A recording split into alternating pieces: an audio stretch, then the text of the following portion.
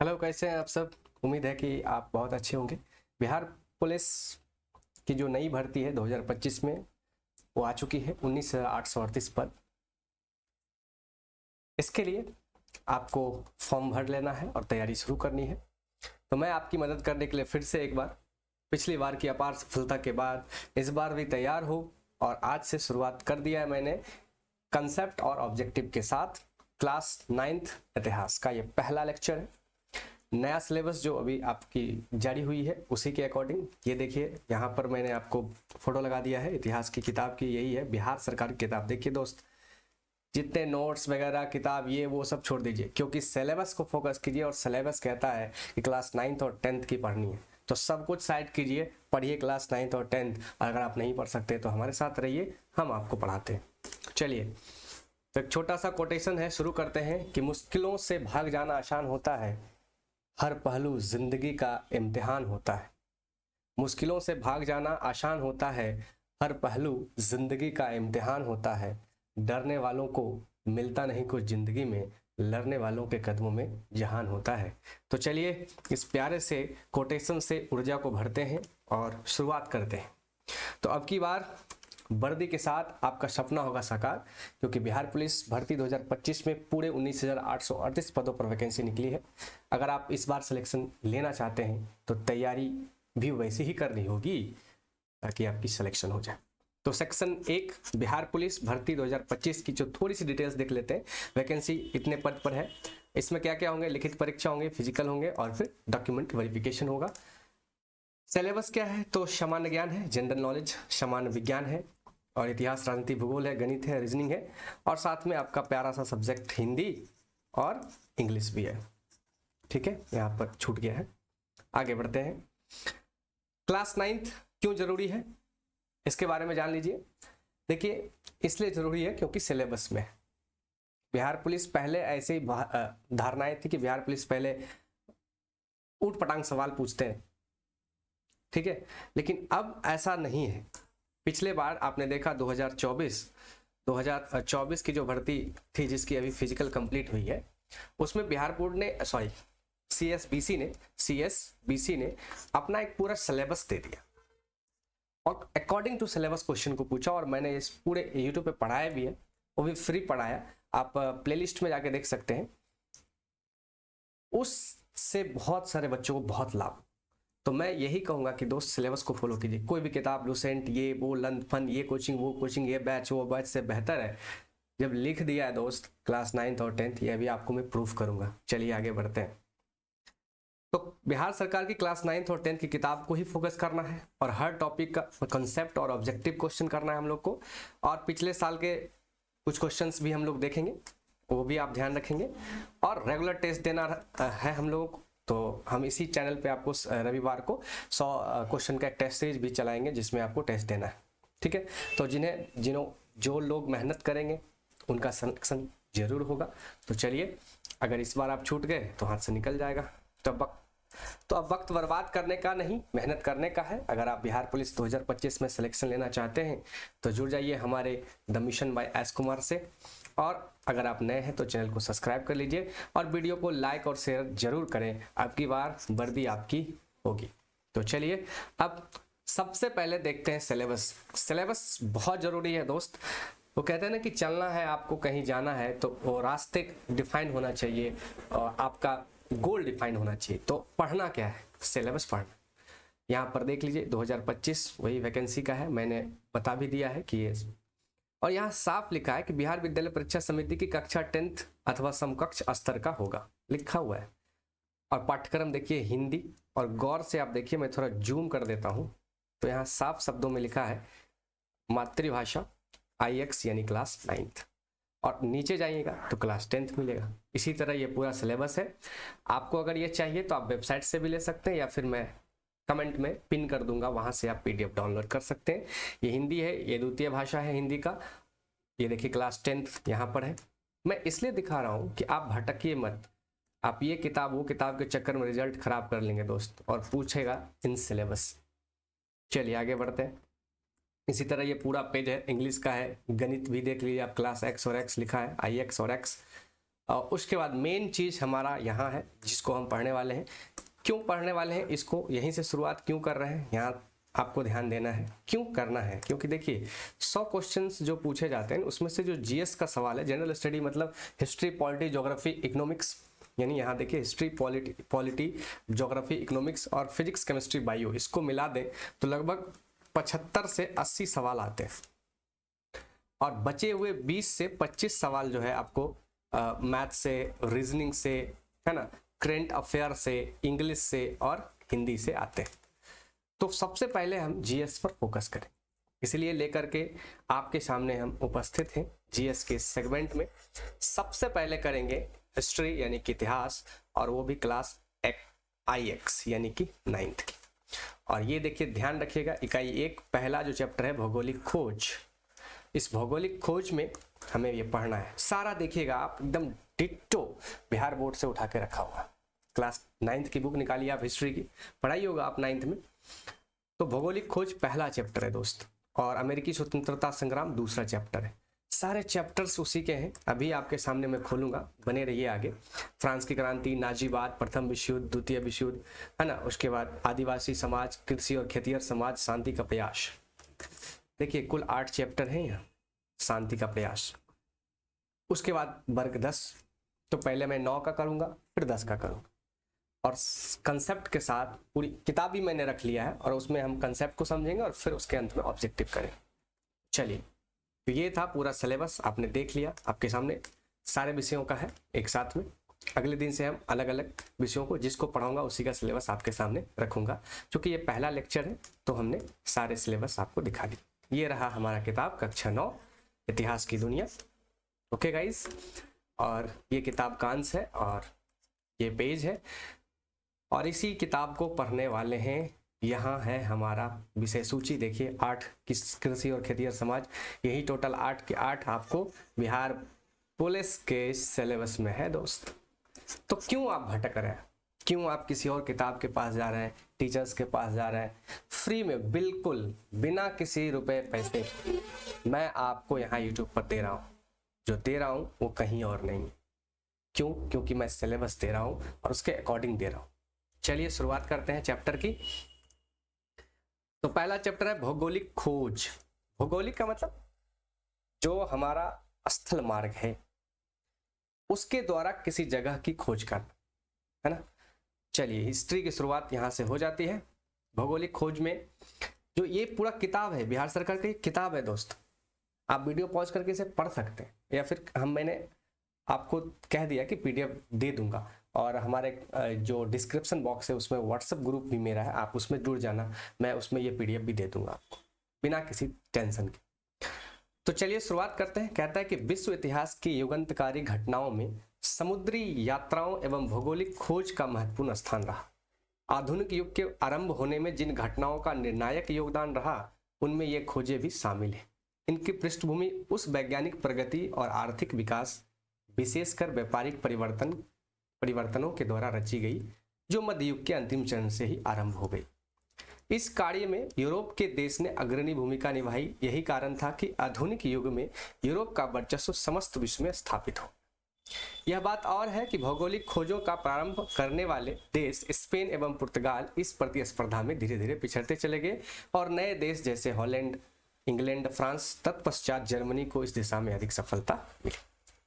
तो दोस्त ये किताब है, अगर आप चाहें तो किताब पढ़ सकते हैं, नहीं तो मैं आपके लिए एक समराइज सिस्टम लाया हूं जिसमें आप आराम से समरीज पढ़ सकते हैं और उससे रिलेटेड सारे सवाल को हल कर सकते हैं। तो चलिए किताब से ही निकाला हुआ समरी वहां हम लोग चलते हैं और उसको समझते हैं।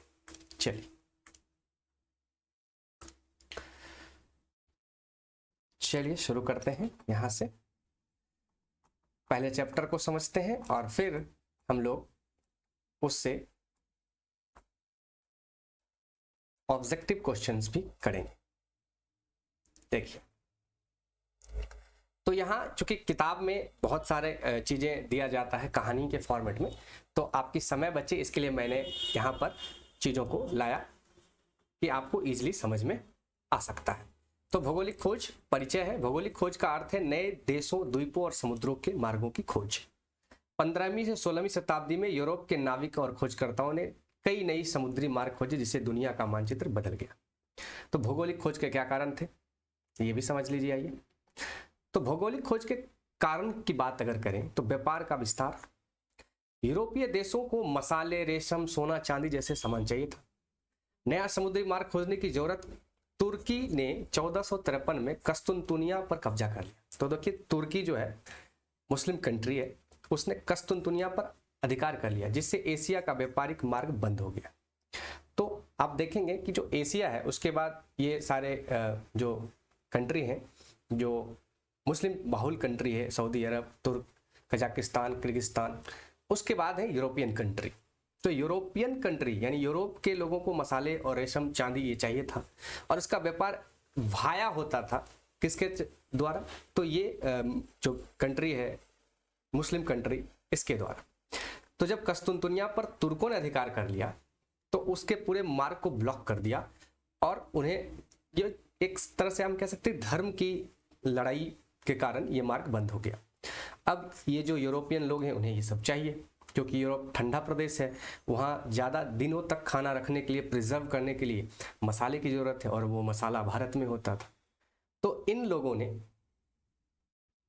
ये समझा कि अगर भारत इस धरती पर एग्जिस्ट करता है तो उसके जाने के मार्ग एक ही थोड़े होंगे, और धरती गोल है तो कई सारे मार्ग होंगे।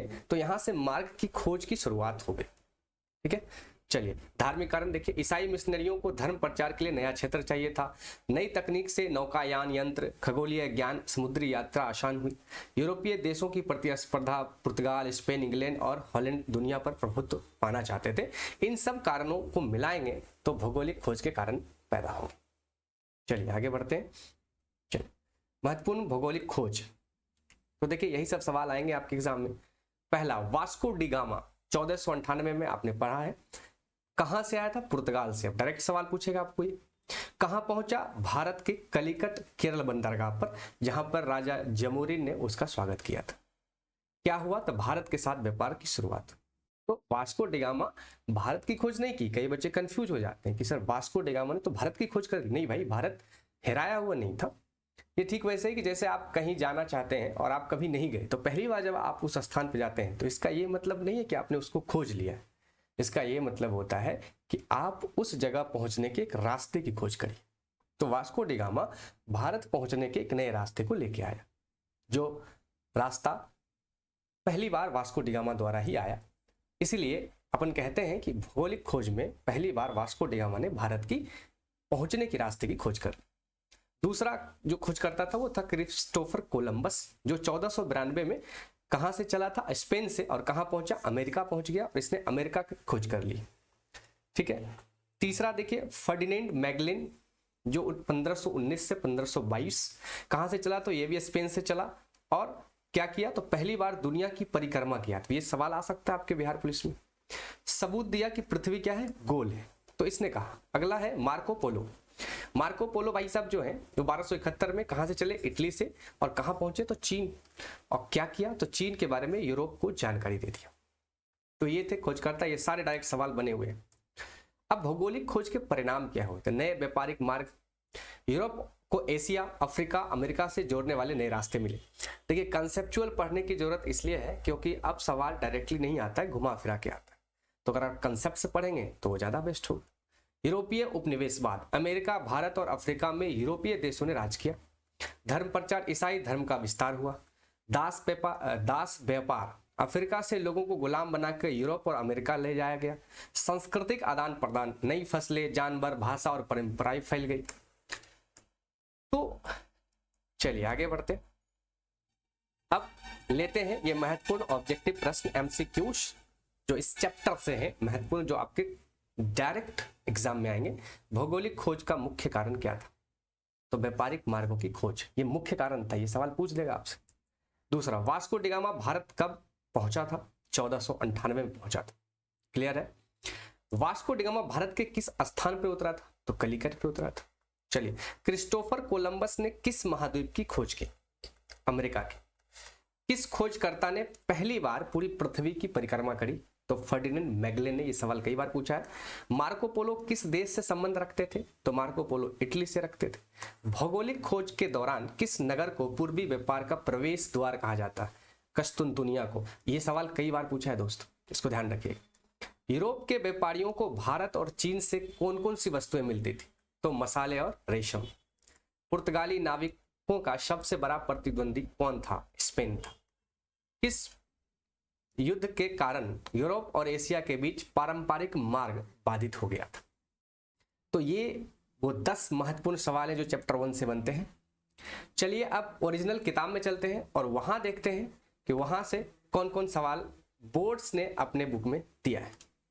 तो ये चैप्टर है, यहाँ देखिए, पुर्तगाली यात्री मार्को पोलो, जिसके बारे में आपने पढ़ा। तो ये पूरा चैप्टर उसी देखिए कहानी के द्वारा समझाया। भौगोलिक खोज की पृष्ठभूमि हमने आपको उधर समझाया। उसके बाद ये देखिए Vasco D gamma Calicut Kerala में पहुंचा। ये देखिए, मैं आपको प्रूफ इसलिए दे रहा हूं ताकि आप एश्योर हो जाओ कि सही जगह आप पहुंचे हो और सही जगह पढ़ रहे हो। चलिए आगे बढ़ते हैं। ये देखिए पूरा मैप है, किताब में दिया हुआ। ये सारी किताबें देखिए, ये सारे पॉइंट्स अभी हमने उधर डिस्कस किए, यहाँ पर भी है किताब में।